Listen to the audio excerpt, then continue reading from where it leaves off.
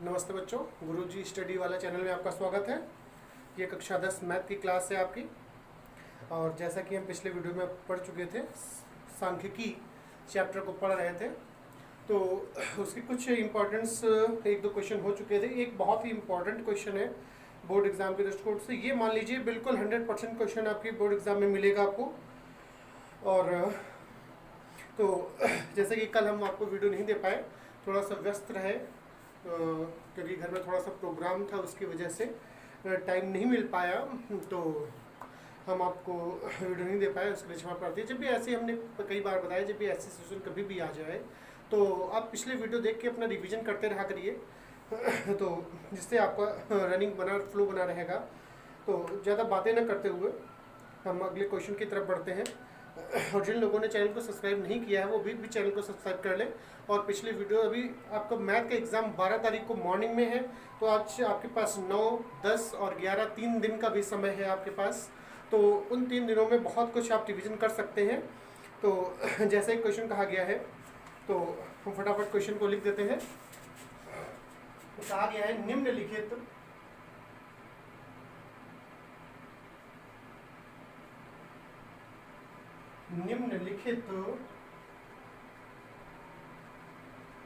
बारंबारताओं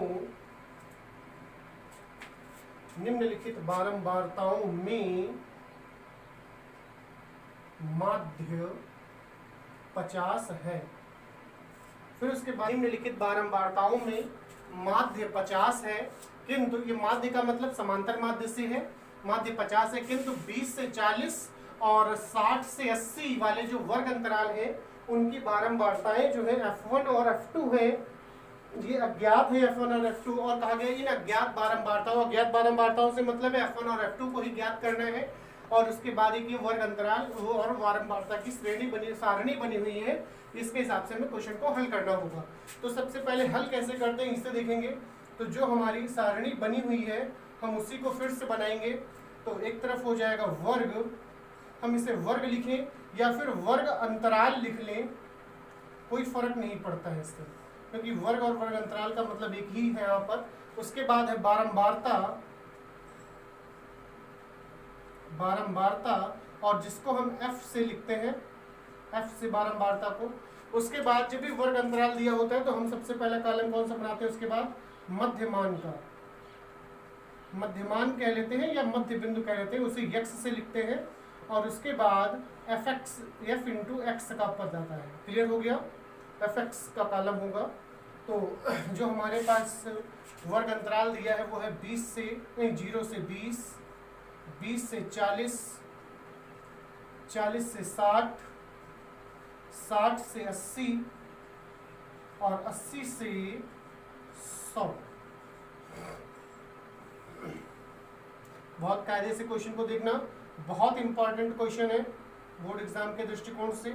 और हमारे अगर कैलकुलेशन के हिसाब से देखें तो ये बोर्ड एग्जाम में आपको निश्चित क्वेश्चन मिलेगा।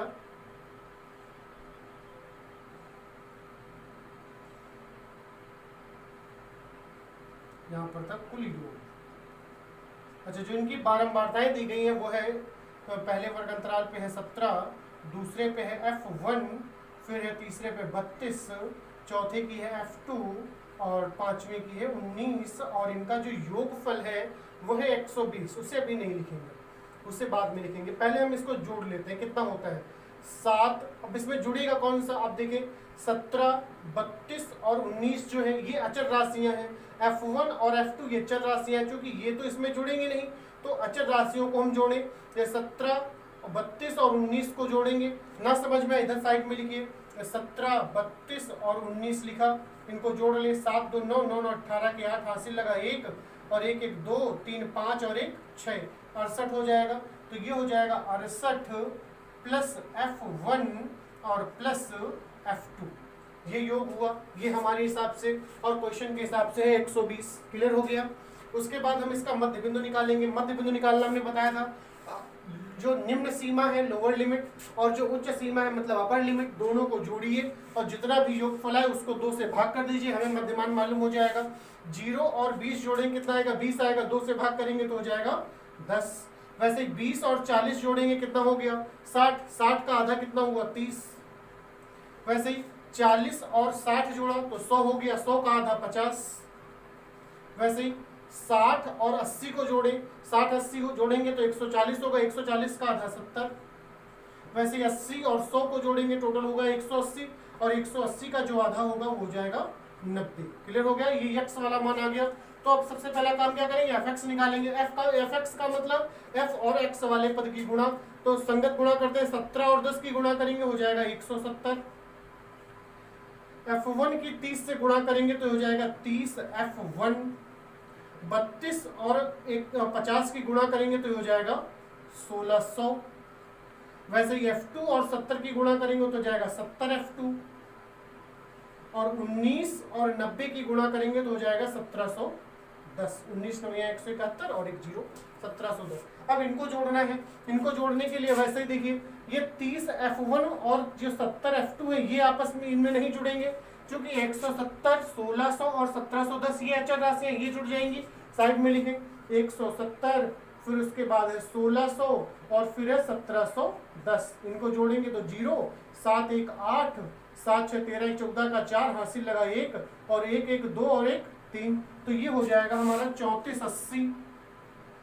3480 प्लस 30 f1 और प्लस आगे लिखे दे रहे इधर बढ़ा के 70 f2।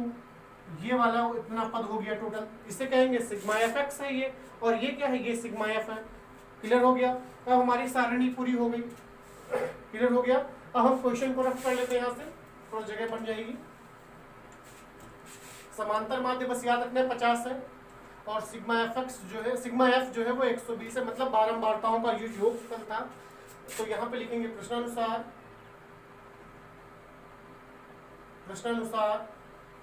सिग्मा f बराबर 120 दिया गया, मतलब बारंबारताओं का जो योगफल था। लेकिन सिग्मा f ये तो क्वेश्चन के हिसाब से था, लेकिन अपने हिसाब से जो सिग्मा f का मान आया है वो है 68 प्लस f1 और प्लस f2 बराबर 120। तो इस हिसाब से अगर देखें तो f1 प्लस f2 बराबर 120 माइनस 68, तो f1 प्लस f2 बराबर ये घटेगा तो बचेगा 52। ये हो गई हमारी समीकरण 1। क्लियर हो गया। अच्छा, उसके बाद ये फार्मूला पढ़ते हैं, जो कि समांतर माध्य बराबर होता है सिग्मा fx और बटा सिग्मा f।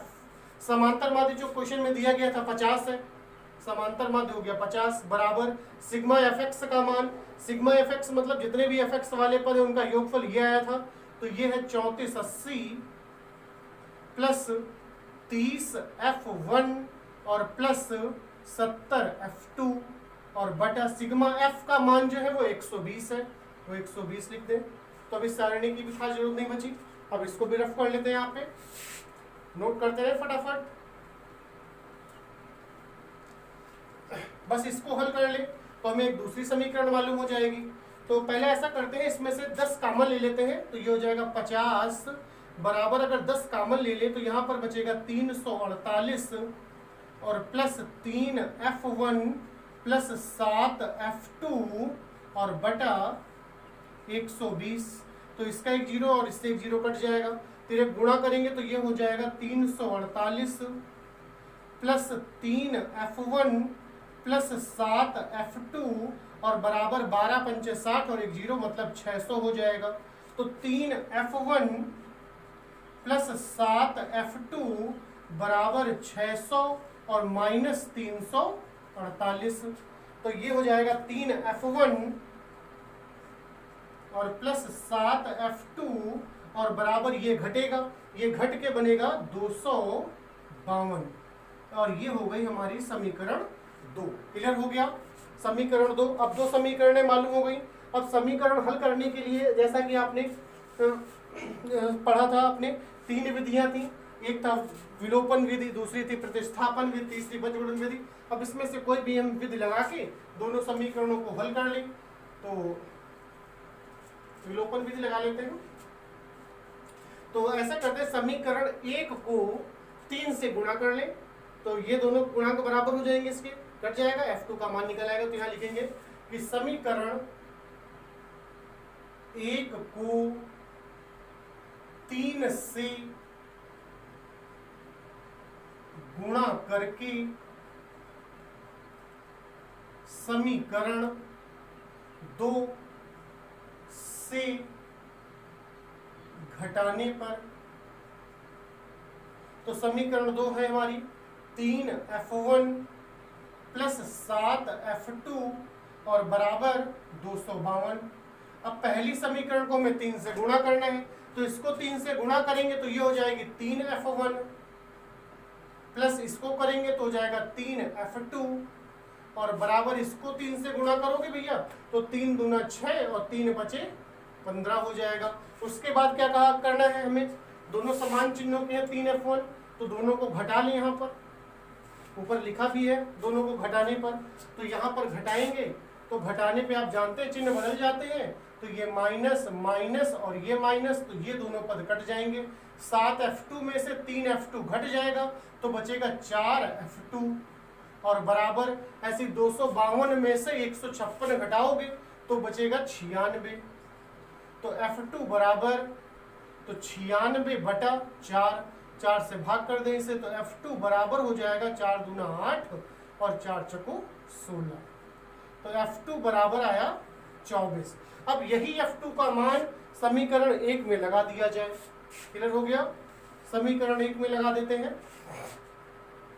तो यहां पर लिख सकते हैं कि F2 का मान समीकरण 1 में रखने पर, तो समीकरण 1 हमारी थी क्या कि F1 प्लस F2 और बराबर 52, ये समीकरण 1 थी। तो F1 प्लस F2 की जगह पर हो जाएगा 24 और बराबर 52, तो F1 बराबर तो 52 माइनस 24 हो जाएगा, तो F1 बराबर यहाँ से आएगा 28। तो दोनों मान आ गए, F1 का मान आया 28 और F2 का जो मान आया है वो है 24। ये दो आंसर है, फटाफट नोट कर लीजिए, बहुत इंपॉर्टेंट क्वेश्चन था, बहुत इंपॉर्टेंट क्वेश्चन था, फटाफट नोट कर लीजिए इसे, और एक नहीं 2 बार इसे रिवीजन कर लीजिए, बोर्ड एग्जाम में जरूर क्वेश्चन पूछा जाएगा। उसके बाद आता है माध्यिका निकालने के लिए। माध्यिका कभी कभी कहता है या माध्यक कह लेता है, तो एक चीज तो पहले ऐसे समझ लीजिए, माध्यिका कभी कभी तो क्वेश्चन सारणी के रूप में देता है और कभी कभी आंकड़े दे देता है। जैसे कह देता है कि 1 से 10 तक की संख्याओं की माध्यिका ज्ञात कीजिए। तो पहले तो चीज ये समझना है, पहले चीज तो ये समझना है, कभी कभी आंकड़े आगे पीछे करके दे देता है, कहता है कि 5, 2, 8, 15, 4, 6, 18, 28, 32, 16 की माध्यिका ज्ञात कीजिए, मतलब आगे पीछे आंकड़े कर देता है। तो सबसे पहले क्या करते हैं माध्यक निकालने के लिए, माध्यक या माध्यिका, माध्यक या माध्यिका, तो नंबर 1 पॉइंट आता है कि आंकड़ों को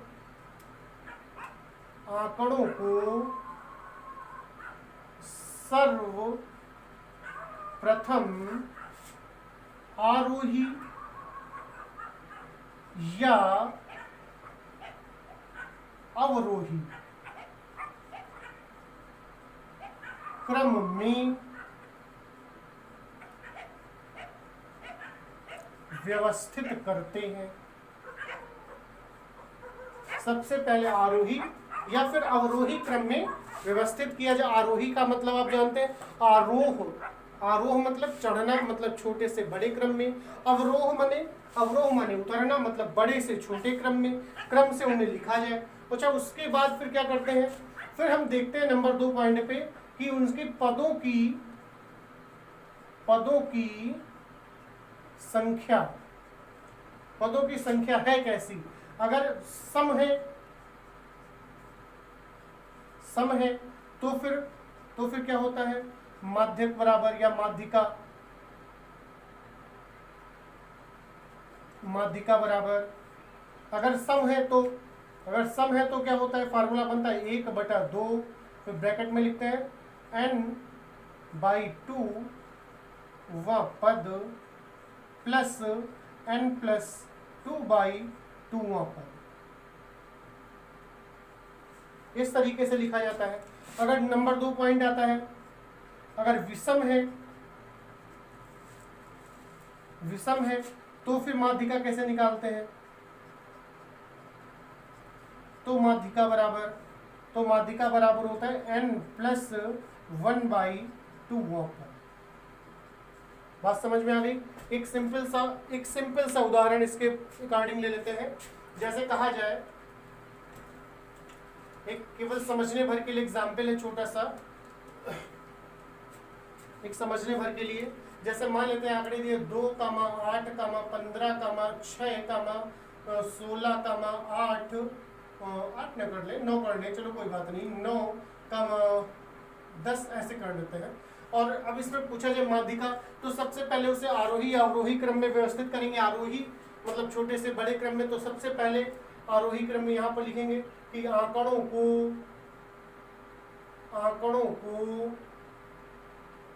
आरोही क्रम में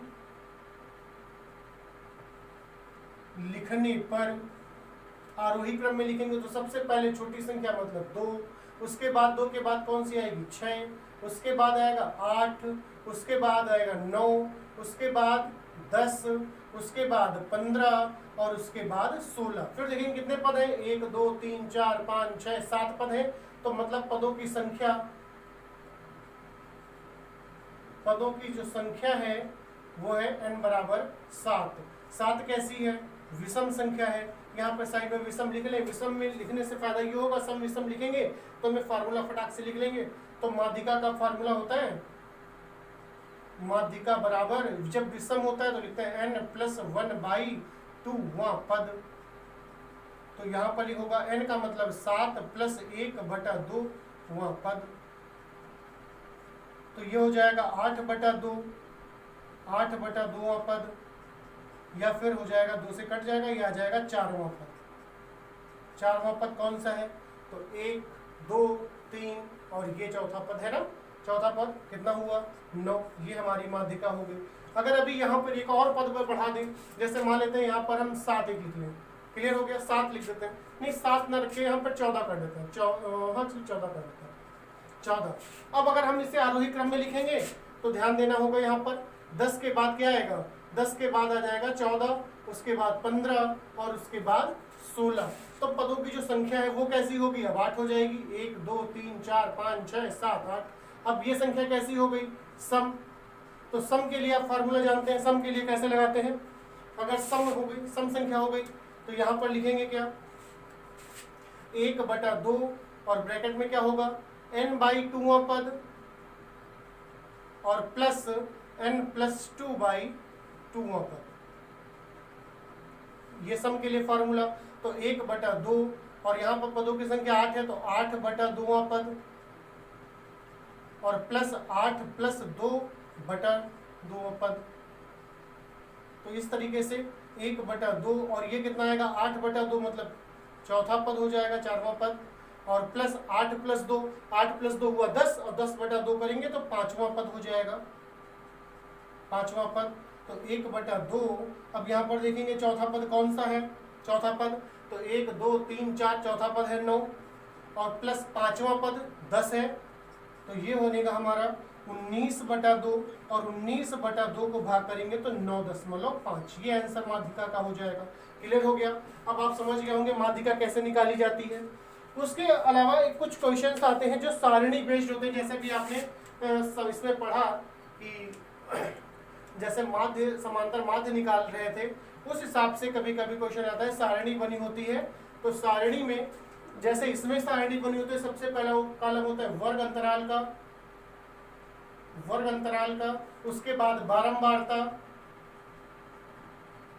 तो जैसे समांतर माध्य निकाला जाता था तो वर्ग अंतराल बारंबारता के बाद मध्यमान का पद लेते थे और उसके बाद सिग्मा fx निकालते थे। क्लियर हो गया? तो यहाँ पर बारंबारता के बाद जब भी माध्यक या माध्यिका निकालनी होगी तो फिर कॉलम होगा संचयी बारंबारता। संचयी बारंबार, जैसे सपोज करिए यहाँ पर बारंबारता है 2, 8, 5, 6, 7 इस तरीके से लिखी हुई है, तो हम संचयी बारंबारता निकालते कैसे हैं? तो पहला पद जो होगा उसको वैसा का वैसा लिख लेंगे, उसके बाद ये जोड़ते हुए चले जाएंगे। 8 में 2 जोड़िए कितना आएगा? 10, 10 में 5 जोड़िए कितना आएगा? 15, 15 में 6 जोड़िए कितना आएगा? 21, 21 में 7 जोड़िए तो कितना आएगा? 28। इस प्रकार से निकालेंगे। क्लियर हो गया? तो इसके लिए फॉर्मूला जो बनता है माध्यिका का जो फॉर्मूला होता है उसे लिखते हैं L1 plus L2 minus L1 बटा F और ब्रैकेट में होता है N बटा 2 माइनस C। ये माध्यिका का फॉर्मूला लिखा जाएगा। क्लियर हो गया? अब इसमें ये चीजें हैं कौन सी, उनको सबसे पहले देखेंगे। तो नीचे लिखेंगे जहां L1 क्या है? L1 है, L2 है, F है, N है और C है, इतने पद हैं। तो L1 क्या है? L1 है माध्यिका वर्ग की निम्न सीमा। L2 क्या है? ये माध्यिका वर्ग की उच्च सीमा है। F क्या है? माध्यिका वर्ग की बारंबारता है। N है, N जो है वो है बारंबारताओं का